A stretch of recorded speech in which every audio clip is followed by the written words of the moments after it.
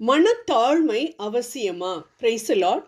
தாழ்மை உள்ளவர்களுக்கும் ஆண்டவரிடம் அச்சம் உடையவர்களுக்கும் கிடைக்கும் பயன் செல்வமும் மேன்மையும் நீடித்த ஆயுளும் ஆகும். நீதிமொழிகள் 22:4. அப்படி என்றால் செல்வம், மேன்மை, நீடிய ஆயுள் உடையவர்கள் எல்லாம் தாழ்மை உள்ளவர்களா அல்லது ஆண்டவரிடம் அச்சம் உடையவர்களா என்ற கேள்வி உடனே எழும்பும்.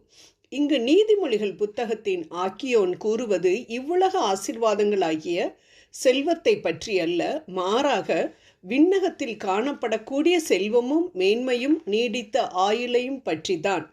விண்ணக ஆசீர்வாதங்கள் என்று சொல்லும் பொழுது அது விண்ணகத்திலுள்ள நம் தந்தையோடு இணைக்கப்பட்டது. ஆம், மனத்தாழ்மை ஆண்டவரை குறித்ததாக இருந்தது என்றால் அது நிச்சயம் இவ்வுலக வாழ்விலும் காணப்படும்.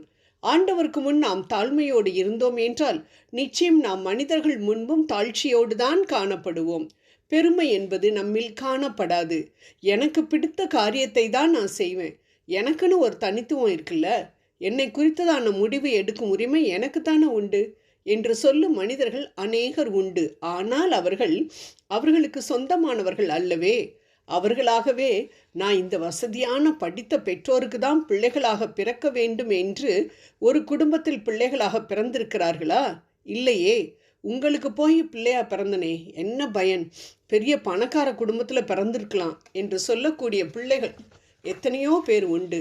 ஆம், இந்த குடும்பத்தில் நான் பிறக்க வேண்டும் என்பதை முடிவு பண்ணும் உரிமை இல்லாத நான் என் தாயின் கருவில் உருவாவதற்கு முன்பே நீ இங்குதான் பிறக்க வேண்டும் என்று நிர்ணயித்த ஆண்டவரின் முன், அப்பா நான் தூசியிலும் தூசி, அதனால் என்னை உருவாக்கிய நீதான் என் வாழ்வை முடிவு பண்ண வேண்டும். அதனால் என் முடிவுகளை, என் செயல்களை, என் சிந்தனைகளை எல்லாவற்றையும் உம்மிடம் கொடுத்து விட்டேன். நீர் உமது சித்தத்தை எனக்கு தெரியப்படுத்தும் என்று ஒப்படைப்பதுதான் தாழ்மை. இந்த காரியம் நம்மில் காணப்படவில்லை என்றால் நம்மிடம் மனத்தாழ்மை காணப்படவில்லை என்றுதான் அர்த்தம். கர்வத்தோடு பிறரிடம் பேசுவதும் நடந்து கொள்வதும் தான் தாழ்மையற்ற மனதை காண்பிக்கிறது என்பதில்லை.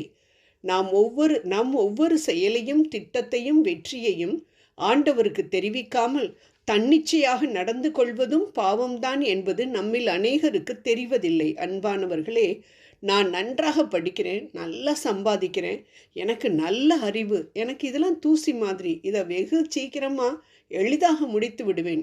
இவையெல்லாம் எப்படிப்பட்ட பேச்சுகள்? சுய ஆராதனை பேச்சுகள் தானே. இங்கு எங்கு ஆண்டவர் முன் தாழ்மை காணப்படுகின்றது? அப்படி என்றால் தாழ்மையுள்ளவர்களுக்கு கிருபை அளிக்கிறார். யாக்கோபு 4:6 என்ற வாக்கும் நம் வாழ்வில் பலிக்காதே. ஆம், ஆண்டவரின் கிருபையினால் வீட்டை கட்டினேன், ஆண்டவருடைய கிருபையினால் சந்தோஷமாக இருக்கிறேன். By God's grace my daughter has been married to a good boy. ஒவ்வொரு முறையும் இவ்வாறு நாம் ஆண்டவரை அன்னை மரியாளை போல, தாவீதை போல, புனித பவுலை போல புகழும் பொழுது கிருபையின் மேல் கிருபை நம்மை வந்து சேர்வதை நம் வாழ்வில் நிச்சயம் காணலாம். அன்பானவர்களே, நான் ஒன்றும் இல்லை என்று நினைப்பு வந்தாலே போதும் ஆண்டவரிடம் உள்ள அச்சம் தானாகவே நம்மில் காணப்படும். அச்சம் என்பதை பயம் என்று சொல்வதை விட ஆண்டவர் மேல் உள்ள பய பக்தி, ஆழ்ந்த மரியாதை என்று சொல்வதே தகுந்தது. அதாவது ஆண்டவரை பிரியப்படுத்தவும் அவர் வெறுக்கும் பாவங்களை செய்யாமல் இருப்பதும் தான் ஆண்டவர் மேல் அச்சம் கொள்வது என்று அர்த்தம். இது நமது நடை, உடை, பாவனை அனைத்தையும் அவர் இஷ்டப்படி மாற்ற வல்லது. ஆகவே மனத்தாழ்மையும் ஆண்டவர் மேல் அச்சத்தோடு கூடிய மரியாதையும் இருந்தால் ஆட்டோமேட்டிக்காக நமக்கு ஆவிக்குரிய செல்வமும் மேன்மையும் நீடிய ஆயுளும் கிடைக்கும் என்பதில் சந்தேகமில்லை.